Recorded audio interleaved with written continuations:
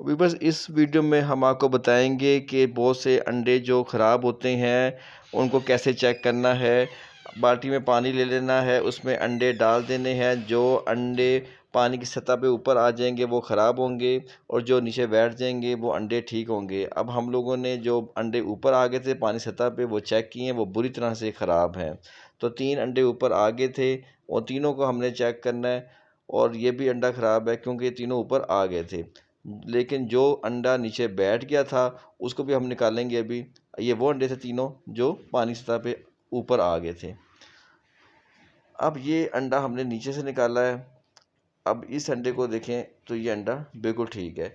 इस तरीके से आप अंडे अपने पोल्ट्री फार्म में चेक कर सकते हैं। जो नीचे बैठ जाएं वो आप खा लें और जो अंडे ऊपर सतह पे आ जाए उसको आप फेंक दें।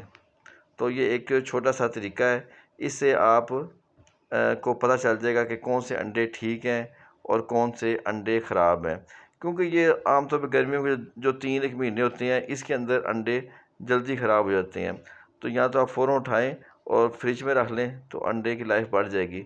2 दिन पड़े रहें, 3 दिन पड़े रहें तो देसी अंडे बहुत जल्दी ख़राब हो जाते हैं।